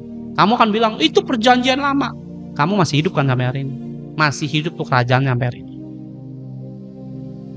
Walaupun ini perjanjian lama, janji Tuhan itu ya dan amin selama-lamanya. lihat apa yang diturunkan oleh Tuhan, hidupnya itu diberkati. Bukan bangsa melarat, saudara. Ya, negaranya nggak, air aja nggak ada. Lihat di Afrika hidupnya melarat, sengsara, dan nggak punya tata cara tentang namanya kenegaraan. Lihat Salomo diseganin karena apa? Sopan santunnya, attitude-nya bagus. Ya, kalau negara, saya bilang negara Inggris tapi hidupnya compang-camping, itu bukan Daud, saudara. Itu ya, itu Goliat mungkin. Tapi lihat Inggris, kerajaannya, attitude-nya, bangsanya diberkati sampai hari. Loh, siapa yang berkati, Pak? Ya Tuhan. Kenapa? Ada kebenaran Daud turun sampai Salomo. Sayangnya Salomo putus, dan Tuhan tuh putus. Negerinya diacak-acak sama Tuhan. Kenapa? Karena Salomo penyembah berhala di akhir hidupnya dia. Tapi Tuhan tetap nempatin janji. Keturunannya tetap ada, cuma satu. Rehabiam muncul lagi. Rehabiam juga jahat di mata Tuhan, tapi tetap Tuhan gak hapus. Tapi hidupnya compang-camping, berperang lu, ribut sono, ribut sini, hidupnya susah. Muncul lagi siapa, saya lupa. Saudara cari silsilahnya sendiri. Sampai muncul di mana? Hizkia. Hizkia adalah keturunan ke-13 dari Daud. Dan dia takut akan Tuhan. Dan muncul lagi Uzi lah, saya lupa. Dari mana, Pak? Dari Daud semuanya.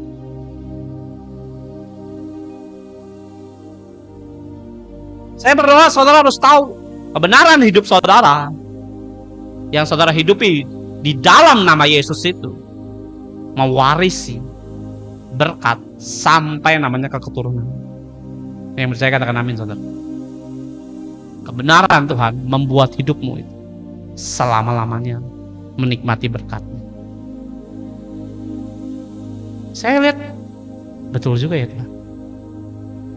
Tuhan pernah ngajarin saya namanya benih sulung.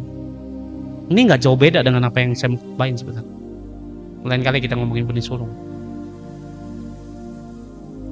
Yesus waktu membawa kebenaran ke muka bumi ini, dia membawa keselamatan. Yesus pernah bilang, barang siapa percaya kepadaku melakukan pekerjaan-pekerjaanku, bahkan pekerjaan yang lebih besar, waktu Yesus sudah mati dan bangkit. Lihat bagaimana hamba-hamba Tuhan sampai hari ini. Apakah kebenaran Tuhan itu berhenti? Enggak, sampai hari ini pun kita bisa lakuin. Betul ya saudara? Lihat bagaimana kebenaran Tuhan menghidupi kita, membawa kuasa namanya Dia untuk bisa apa? Menyembuhkan banyak orang, membangkitkan mungkin orang mati, memulihkan setiap keadaan namanya kehidupan manusia yang mengalami porak-poranda. Lihat kebenaran Tuhan, nggak berhenti, turun sampai kita. Apakah berhenti sampai di Yesus doang? Enggak.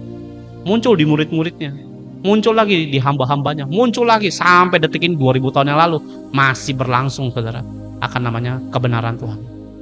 Amin, saudara. Nah, kalau saudara namanya, Pak, saya mau hidup males, ya berhenti di kamu. Bahkan tadi firmannya bilang di dalam 2 Tawar itu dari ayat yang ke-20. Tuhan bilang akan kucabut semua, kubuang. Ya, ingat saudara, itu perjanjian lama, Pak. Allah Bapa, Allah Anak, Allah Roh Kudus itu sama, saudara. Perjanjian baru juga ada Yesus. Udah mulanya adalah firman, ada Yesus. Dinubuatin Yesus lahir, ada di dalam perjanjian lama. Dalam kitab Yesaya pasal 43. Sebelum muncul namanya kebenaran, itu sudah diceritakan terlebih dahulu. Kebenaran itu muncul memulihkan semua keadaan hidup manusia. Saya tahu saudara namanya seringkali kita malas namanya hidup dalam benar. Seringkali kita menolak namanya kebenaran Tuhan dengan alasan apapun dalam kebenaran dirimu sendiri. Saat Tuhan meminta hidup saudara itu, ayo berkati musuhmu, kamu gak mau. Saat saudara mungkin diajak Roh Kudus untuk berdoa, kadang-kadang kamu menolak. Inilah yang membuat hidupmu itu jauh daripada kebenaran. Sedangkan kita itu butuh itu. Nah, saat saudara melihat anak cucumu berantakan, hidup kacau balau, hidup dalam kemiskinan dan kemelaratan, thank you Tuhan. Ini membuat hidupmu itu berantakan dan hancur. Kadang-kadang kita keluh kesah di hadapan Tuhan. Sebenarnya semudah itu Tuhan ngajarin kita. Hidupilah kebenarannya. Udah diajarin dalam Alkitab. Tinggal saudara baca, renungkan, jalani. Pak, mas saya warisan kebenaran itu bisa muncul. Nah, waktu saya tadi lagi mandi, Roh Kudus nambahin satu hal. Saya sempat ragu mau khotbahin ini sebenarnya. Sempat ragu. Tapi Roh Kudus ngasih tahu sesuatu yang bagus sekali. Kalau kutuk bisa turun, masa berkat kebenaran gak bisa turun. Saya ulangin ya. Kalau kutuk kejahatan bisa turun ke anak cucumu, masa firman Tuhan gak bisa memberkati sampai ke anak cucumu? Saya pikir betul juga. Saya ulangin ya, biar kamu mudeng. Kalau kutuk bisa nurun ke anak cucu saudara, masa firman kalah kuasa dengan kutuk, dengan kejahatan? Itu bisa turun ke anak cucumu. Saudara bisa mempercayai yang jahat, kenapa gak bisa mempercayai kebenaran firman? Bahwa ini juga bisa menurunkan berkat sampai seluruh keturunanmu bisa diberkati oleh Tuhan. Saya tahu memang gak mudah, tapi lihat, buah kebenaran itu gak sebanding dengan jerih payahmu, gak sebanding. Saya kemarin cerita Yusuf diproses 13 tahun. Saya bertanya, lama gak 13 tahun? Saudara jawab, lama Pak. Lamaan mana? Berkatnya Tuhan 80 tahun. Lamaan berkat Tuhan Pak. Nah itu gak sebanding dengan prosesmu.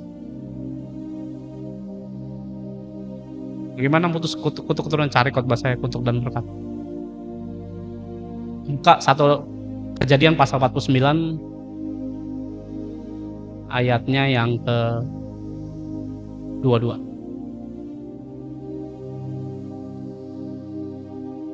Kejadian 49 ayatnya yang ke-22. Yusuf adalah seperti pohon buah-buahan yang muda. Pohon buah-buahan yang muda pada mata air. Dahan-dahannya naik mengatasi tembok. Ayat 23, walaupun pemanah-pemanah telah mengusik pemanahnya dan menyerbunya. Ayat 24, namun panahnya tetap kokoh dan lengan tangannya tinggal lihat. Oleh pertolongan yang maha kuat, pelindung Yakub. Oleh sebab gembalanya adalah gunung batu Israel. Oleh Allah ayahmu yang akan menolong kau. Dan oleh Allah yang maha kuasa yang memberkati engkau dengan berkat dari langit di atas, dengan berkat samudra raya yang letaknya di bawah, dengan berkat buah dada dan kandungan, berkat ayahmu melebihi berkat gunung-gunung yang sejak dahulu, yakni yang paling sedap di bukit-bukit yang berabad-abad. Semuanya itu akan turun kemana? Kepala atas Yusuf, ke atas batu kepala yang teristimewa di antara semua saudara-saudaranya. Dengerin. Terima kasih. Dengerin. Saya tanya, Yusuf sama Yakub kayaan mana?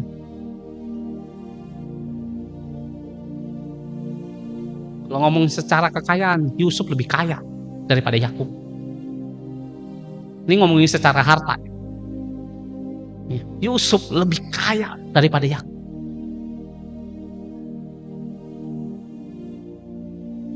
Tapi dilihat di ayat 25. Oleh Allah ayahmu yang akan menolong kau, maha kuasa akan memberkati engkau. Berkat ayahmu melebihi berkat gunung-gunung sejak dahulu kala. Kenapa? Dilipat gandakan dari mana? Abraham dan Ishak. Turun ke Yakub. Turun kemana? Ke Yusuf. Yang sudah apa? Berabad-abad. Satu abad berapa lama sih? 100 tahun ya?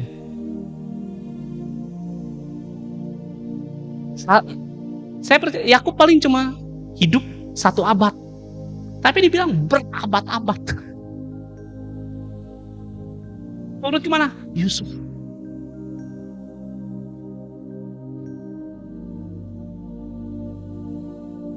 Yang 11 lainnya, 12 yang lainnya, Dina gak termasuk kan? Ini semua laki-laki. Turunnya kemana? Ke Yusuf. Kenapa Pak turun ke Yusuf? Karena dari 13 anaknya Yakub, termasuk yang perempuan ya, Dina, yang paling benar itu, yang punya kebenaran cuma Yusuf. Turunnya kemana Pak? Berkatnya Yakub. Ke Yusuf.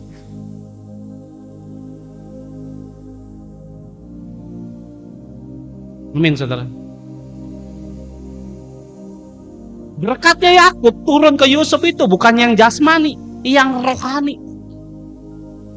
Lihat anaknya Yusuf, Efraim dan Manasye, itu jadi suatu bangsa yang besar, saudara.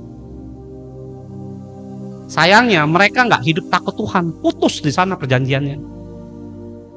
Dan perjanjian itu masih berlangsung sampai hari ini.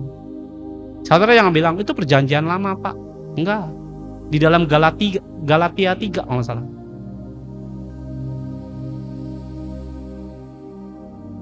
Sebentar ya.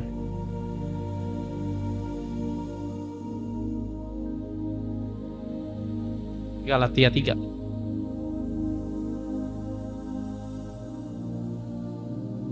Apa mungkin, Pak, kita bisa diberkati dengan mungkin nih orang-orang yang sudah meninggal, bukan kekuburan ya, bukan loh ya. Bukan kekuburan minta wangsit, minta nomor supaya diberkati, bukan kayak gitu. Sebenarnya setan aja ngerti loh. Ada banyak orang kan suruh apa? Kayak dukun-dukun, ngapain ke kuburan, ngapain minta berkat, minta rezeki. Itu setan loh. Tadi saya ngomong kutuk aja bisa turun. Masa kebenaran Tuhan nggak bisa turun? Masa berkatnya Tuhan terhenti? Setan aja bisa berkati. Sebenarnya setan aja ngerti untuk ini. Anak-anak Tuhan kita kurang ngerti. Saya sempat tanya, Tuhan, kalau orang mati, ini awal saya bikin khotbah ini kenapa? Kemarin ada orang meninggal bulan Desember kalau nggak salah. Apa Januari saya lupa. Awal apa akhir tahun saya lupa. Saya berpikir begini, kalau orang mati, dia punya harta, ada warisan, turun ke anak-anaknya. Pertanyaan saya begini sama Tuhan, kalau orang benar, hidup takut Tuhan, punya nggak Tuhan warisan? Secara roh. Nah Tuhan jawab, punya. Saya berpikir kalau saya khotbah begini nanti dibilang sesat. Enggak.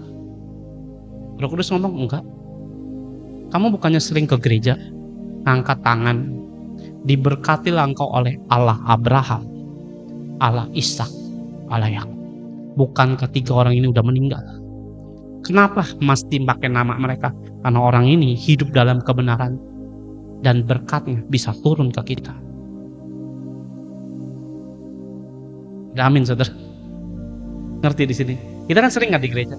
Diberkatilah engkau keluar masukmu, diberkatilah Allah Abraham, Allah Ishak. Abraham, Ishak udah mati. Tapi berkatnya masih sering kita minta. Lewat nama Allah, lewat nama Abraham, lewat nama Ishak, lewat namanya Yakub. Betul ya saudara? Lihat Galatia 3 ayat 9. Jadi mereka yang hidup dari iman. Ya, iman itu membawa kita masuk dalam kebenaran. Orang hidup dalam kebenaran pasti punya iman. Kalau iman kamu nggak punya, kamu nggak hidup dalam kebenaran. Karena Kejadian 15 ayat yang 6. Kejadian 15 ayat 6 saya lompat dulu. Lalu percayalah Abraham kepada Tuhan, maka Tuhan memperhitungkan hal itu sebagai kebenaran. Ya, Galatia 3 ayat yang 9. Jadi mereka yang hidup dari iman, merekalah yang akan diberkati bersama-sama dengan Abraham yang beriman itu. Ya, jadi mereka yang hidup karena kebenaran firman Tuhan, merekalah akan diberkati dengan Abraham yang beriman itu atau yang mempunyai kebenaran itu. Saya berpikir, oh punya ya Tuhan, punya. Nah sayangnya, mama saya, papa saya nggak hidup dalam kebenaran. Ya, penjudi semua misalnya, turunnya kutuk bukan berkat. Nah kalau saudara misalnya, Pak, saya ingin diberkati. Pak, saya pengen namanya memberkati keturunan saya, hiduplah dalam kebenaran. Pak, saya hidup miskin, nggak usah pikirin miskinmu. Ini nggak ngomongin harta duniawi. Ya, kebenaran Tuhan sanggup menyedot namanya berkat Tuhan, berkat orang-orang fasik. Tahu dari mana Pak? Ada dalam kitab Amsal. Berkat orang benar disiapkan. Lupa ayatnya di berapa? Ada di dalam kitab Amsal. Orang fasik menyiapkan berkat bagi orang benar. Itu ada. Dan satu ayat terakhir, Yesaya 45 ayat yang ketiga. Ini ayat terakhir. Karena ini ayat-ayat yang penting-pentingnya sudah saya bukain. Tinggal kamu telah hidup dengan benar sama Tuhan, minta. Jadi kalau misalnya, Pak, kalau anak saya susah, itu bagaimana, Pak? Sandai kata, saudara sebagai orang tua, hidup benar, ingetin ke anak-anak. Ingetin Tuhan. Bilang, mamaku hidup benar di hadapanmu Tuhan. Berkatilah aku. Nanti saya ceritain satu kesaksian. Lihat, Yesaya 45 ayat 3 dan 4. Aku akan memberikan kepadamu harta benda yang terpendam dan harta kekayaan yang tersembunyi. Kamu gak akan tahu itu. Supaya engkau tahu bahwa akulah Tuhan Allah Israel yang memanggil engkau dengan namamu. Ayat 4. Oleh karena hambaku Yakub, lihat, Israel, pilihanku, maka aku memanggil engkau dengan namamu, menggelari engkau sekalipun engkau tidak mengenal aku. Jadi kebenaran Yakub, ya dari Abraham dulu, Ishak, Yakub, ini terus turun ke bangsa Israel sampai hari ini diberkati dengan ajaib. Ada berkat yang kamu gak akan pikirin. Kenapa tiba-tiba ada orang-orang yang kayaknya hidup biasa-biasa, tiba-tiba kok kaya raya dengan cepat? Ada yang kayak gitu-gitu kan. Ya, kamu gak tahu keturunan dia itu. Walaupun dia, mohon maaf ya, Pak, dia bukan orang Kristen, Pak. Mungkin mereka keturunan Ismail, tetap diberkati Tuhan. Kenapa? Dari Abraham. Ya, terima kasih. Dari Abraham. Ada orang kan hidup biasa-biasa, tiba-tiba bom, meledak, langsung sukses saja usahanya. Harusnya kita juga bisa terjadi loh seperti itu. Amin, saudara. Ya, jadi ada berkat yang tersembunyi dalam hidup orang benar. Nah, galilah itu. Bagaimana Daud bisa ngalahin Goliat. Ya, ada potensi ilahi yang kamu gak akan tahu, tapi Tuhan tahu. Bagaimana menggali itu semua dan memunculkan bagi hidup saudara itu diberkati. Suatu hari ada hamba Tuhannya masih hidup. Hamba Tuhannya masih hidup, masih pelayanan sampai hari ini di beberapa gereja besar. Ya, dan ada orang-orang yang Kristen, wah dia hidupnya glamor segala macam. Saya berpikir bukan soal glamornya. Loh, kenapa Pak? Saya ceritain. Saya sempat belajar dari beliau ini. Beliau ini masih khotbah sama ini. Namanya terkenal sekali. Namanya terkenal. Tapi sebelum dia besar seperti sekarang ini, ya sebelum besar seperti sekarang ini, saya sering dengerin dia cerita, dengerin kesaksiannya dia. Ya mungkin saudara kalau saya sebut mungkin kenal. Nah, beliau orang Manado. Dia hidup dalam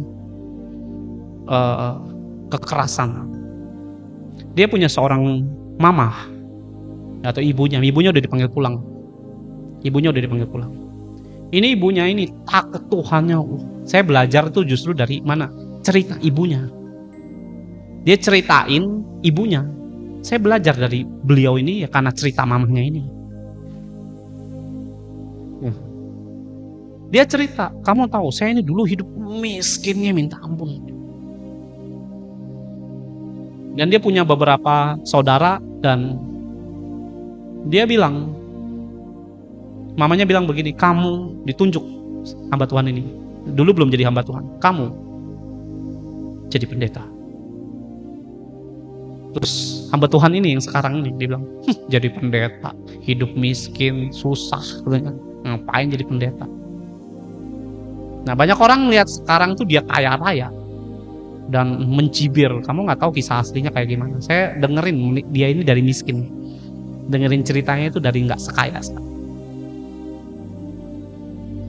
Mamanya saudara tahu, ngajarin dia, ayo ikut Tuhan, ayo kamu harus ikut Tuhan. Mamanya itu suka dipukulin sama papahnya, dan hamba Tuhan ini suka digamparin juga sama papahnya. Dan dia naruh dendam kepada papanya. Suatu hari papanya kena stroke. Dia pengen balas, saudara. Mamanya bilang, jangan. Ini papamu. Kamu gak boleh gitu. Tapi kan mah, dia kan yang jahat terhadap kita. Enggak. Dia gak jahat. Dia cuma gak tahu kebenaran. Ngomongnya gampang banget, saudara. Kalau kita mau rasanya udah gondok tuh, ini orang jahat. Dan akhirnya kami bilang, enggak, kamu harus ngampuni. Kamu nggak boleh marah dengan papa. Kamu harus berkati papa, supaya papamu ini takut Tuhan. Apa yang dilakuin mamanya? Setiap jam 12 malam, dia berlutut di kasur berdoa. Kayak begini. Saya diceritain oleh pendeta ini. Mama saya setiap jam 12 malam, itu ngapain? Berlutut, saudara. Berdoa. Kadang-kadang sampai jam 4 pagi baru berhenti. Ngapain? Tuhan berkati ya. Jadi hamba. Dan dia pelayanan ke desa-desa, ke kampung-kampung, sampai ngutang-ngutang, saudara. Yang bikin hamba Tuhan ini heran tuh gini, kenapa sih mah Tuhan tuh nggak tolong kita? Dia udah pengkhotbah loh pada zaman itu, tahun 80-an pas 90-an, udah jadi pengkhotbah. Kenapa sih mah masih ikut Tuhan? Tuhan nggak tolong kita tuh? Enggak, Tuhan tuh baik. Kamu ini pasti nanti akan diberkati kaya. Namanya bernubuat tuh. Kamu ini nanti akan diberkati dahsyat oleh Tuhan. Saya nggak tahu mamanya ini ngomong begini, mungkin dikasih lihat lagi dia berdoa, mungkin dikasih penglihatan, mungkin nggak tahu. Mamanya berdoa. Kamu suatu hari akan jadi hamba Tuhan besar. Dan kaya hidupmu. Dan beliau, mamanya meninggal kalau nggak salah tahun 2010 ke atas lah, 2013, 14 beliau meninggal. Di Jakarta meninggal. Sekarang hamba Tuhan itu jamnya aja miliaran, saudara. Banyak orang bilang, jamnya miliaran, buat Tuhannya. Kamu nggak tahu proses bagaimana mamanya berlutut berdoa bagi dia. Tuhan mau berkatimu 1 triliun pun jam kayak begini, ya, itu soal gampang bagi Tuhan. Tapi bisa nggak seperti mamanya hidup dalam kebenaran, tidak ada kebencian, mendoakan suaminya, mendoakan anaknya sampai sukses. Kalau dia berlutut dari jam 12 malam sampai jam 4 pagi, setiap hari dia melakukan begitu. Rasanya jam 1 miliar pun terlalu murah bagi saya. Kenapa, Pak? Lututnya terlalu mahal. Cuma dihargai 1 miliar itu terlalu murah. Bagi Tuhan itu mahal. Bagaimana lututmu? Terlalu sayang kamu berlutut di depan Tuhan. Dia diberkati. Saudara tahu dia ngapain? Dia hidupin semua kakak adiknya, cucu-cucunya semua, keponakan semua dia yang hidupin semuanya. Dan dia yang berkati. Sampai hari ini. Beliau belum meninggal, masih hidup. Saya kalau dengar dia, ini orang diberkati karena mamahnya. Wah, bukan istrinya, mamahnya. Berkati anaknya, cucunya selesai kuliah dari Amerika. Lihat bagaimana Tuhan kalau mau berkati itu. Ya kalau cuma 1 miliar jam mau saudara nyinyir, lihat Salomo diberkati Tuhan kayak apa. Kalau saudara lihat jam aja 1 miliar diocehin, mulut kayak comberan saudara. Saudara lihat zaman Salomo, ya, perak nggak berharga kan, semuanya emas, bisa mati berdiri saudara nyinyirin Salomo terus. Masa hamba Tuhan gitu? Masa hidupnya berkelimpahan? Ya hidupmu miskin, ngoceh terus. Makanya dengar baik saudara. Kenapa saya beberapa dari TikTok ini orang, Pak, menurut Bapak hamba Tuhan kaya? Kamu jangan lihat kayanya, dia tuh susahnya bagaimana juga dilihat tuh. Bagaimana dia juga hidup dalam kebenaran. Itu kan nggak gampang. Dia kalau diberkati ya sudah, urusanmu apa? Masa mau lihat miskin terus saudara bahagia kalau dia miskin? Jahat dong kalau gitu. Ya kalau bilang, Pak dia nggak benar, urusanmu apa juga kalau dia nggak benar. Ya hiduplah dalam kebenaran, nggak usah nyinyirin orang lah. Biarin aja dia mau ngapain kek. Ya. Dia tahu kok kebenaran, dia nyimpang ya urusan dia dengan Tuhan, bukan urusan dia. Ya urusanmu apa? Ya. Kamu pun juga akan dihakimi Tuhan kok, tenang aja, santai aja ya. Yang nyinyirin, yang ngakimin lebih parah nanti dihakimin Tuhan. Ya, jadi bagaimana Pak? Ya hidupi kebenaran Tuhan. Kamu akan lihat keturunanmu juga akan diberkati. Pak, saya hidup dalam kemiskinan terus. Kamu punya keturunan, punya Pak. Nah, hidupi kebenarannya. Kenapa? Itu akan terimpartasi ke anak cucumu. Ada amin, saudara. Ya, saya nggak suka nyinyirin orang. Pak, dia kaya. Kamu mau kaya nggak? Mau sih Pak. Ya sama aja dong. Gitu. Ya kan ada beberapa orang yang kayak gitu. Pak, hamba Tuhan ini kok hidupnya kaya raya Pak? Nggak boleh kan Pak, sesuai dengan firman Tuhan. Harus sederhana. Pertanyaan saya simpel, lu mau kaya nggak? Mau, ya sama aja lu juga. Ya sami mawon lah menurut saya gitu ya. Karena banyak orang nggak jadi pengkhotbah, tapi jadi pengkritik doang kerjaannya. Ya ada beberapa orang yang suka ngeritik, mengkritik, dan mengkritik. Kadang-kadang saya berpikir bahwa kamu tuh nggak hidup dalam kebenaran. Kenapa? Mengkritik itu bukan kebenaran. Karena kita manusia nggak ada yang sempurna. Semua punya kekurangan.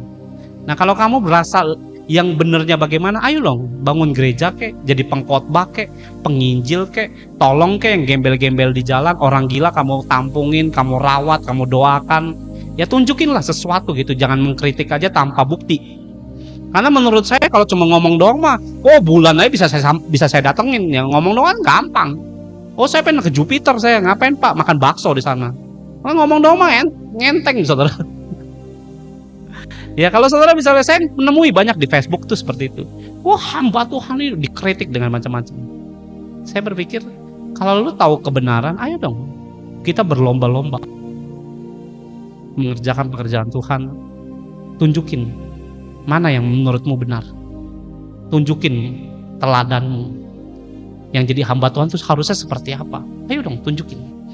Jangan ngomong doang. Kalau ngomong doang saya juga bisa. Ya. Saya berdoa kita ini tahu bagaimana hati kita ini harus benar. Supaya apa Pak? Hidupmu gak susah. Gampangnya begitu. Karena saya tahu kebenaran Tuhan mewarisi berkat selama-lamanya. Tidak untuk 10 tahun, 20 tahun, 50 tahun, 1 abad, 2 abad. Firman-Nya bilang tadi dalam Kejadian 49, berkat ayam yang berabad-abad turun ke atas kepala orang teristimewa. Siapa Pak? Saya. Amin saudara. Ya karena saya penyembah Allah Abraham, Allah Ishak, Allah Yakub juga. Amin saudara. Yang percaya bisa katakan amin saudara.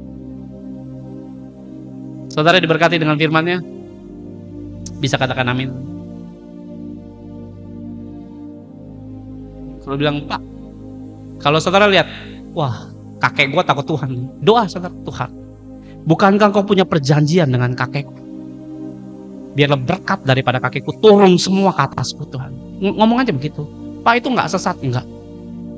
Yang sesat adalah kalau kamu bukan nyembah Allah, Yesus Kristus, penyimpangan.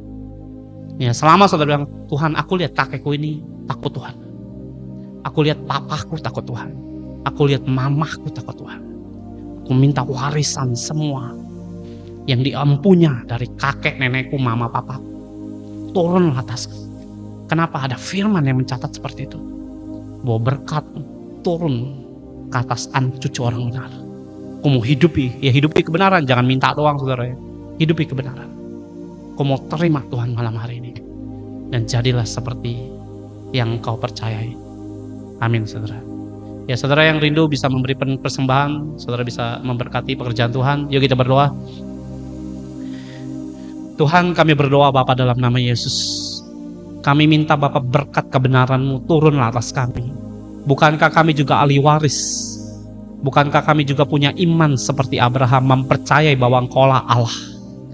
Bukankah Engkau juga Bapa yang memberkati orang benar-Mu supaya anak cucu orang benar tidak dihina, tidak hidup dalam kemiskinan, tidak kekurangan Tuhan. Mari Tuhan biarlah Engkau genapi ya. Thank you Tuhan. Di dalam Yesaya 45 Tuhan ayat yang ketiga, ada berkat yang tersembunyi. Aku mau gali semua keluar Tuhan. Kau mau gali juga Bapak bagi anak-anak-Mu ya Tuhan yang di rumah-rumah. Kau berkati ya Roh Kudus. Sehingga Bapak lihat Bapak kami Bapak bagaimana Engkau Allah Bapak yang memberkati kami sebagai orang-orang benar-Mu ya Tuhan. Ajari kami ya Tuhan kalau kami belum melakukan banyak kebenaran. Sehingga kami bisa tuai semua dengan firman-firman-Mu yang ajaib ini ya Roh Kudus. Kalaupun Daud Bapa diperlihatkan serentetan manusia yang belum lahir Tuhan, bahwa dia akan diberkati keturunan demi keturunanmu oleh karena Engkau Allah penguasa. Engkau lah Alfa dan Omega, Engkau lah Allah awal hingga akhir Tuhan. Mari Tuhan, berkatilah kami dengan pewahyuan, hikmat, kesehatan, kebutuhan kami, baik ekonomi, baik pekerjaan anak-anak-Mu, pengampunan-Mu ya Tuhan, turun juga atas kami. Mari ya Roh Kudus, sirami kami Bapa dengan air sorgawi ya Roh Kudus, sehingga apa yang Kau tetapkan dalam hidup kami ya Tuhan, terjadilah semuanya di dalam nama Yesus. Kami patahkan semua kutuk sumpah serapah ya Tuhan, kemiskinan, kegagalan ya Roh Kudus. Kami patahkan, kami batalkan semua perjanjian dengan iblis. Kami mau punya perjanjian ilahi Bapa. Berkati anak-anak-Mu yang di rumah-rumah, Engkau yang lebih mengenal silsilah keturunan mereka ya Tuhan. Engkau lebih mengenal Bapa orang tua mereka ya Tuhan. Takut Tuhan apa enggak? Apabila Bapa Kau dapati kebenaran, turunkan berkat ke atas mereka ya Roh Kudus, sehingga mereka boleh hidup Bapa dalam kebenaran yang ajaib oleh karena kuasa Tuhan. Mari Roh Kudus, apa yang tersembunyi Engkau singkapkan Bapa terus-menerus, sehingga kami bisa berpikir, menelaah akan firman-Mu. Benarlah kata firman-Mu ya Bapa, renunganlah firman-Mu siang dan malam, agar kami menemukan banyak rahasia Bapa di dalam Alkitab ini. Apa yang Kau berkati dalam hidup kami terjadi. Terima kasih ya Tuhan, terimalah berkat Allah Abraham, Allah Ishak, Allah Yakub. Biarlah Allah Bapa kami yang di sorga Bapa memberkati, menerangi semua hidup kami. Terimalah berkat bangsa-bangsa, berkat kota-kota, berkat prematur. Dengan kuasa nama Yesus Kristus, kami hidup dalam perjanjian berkat-Mu ya Tuhan.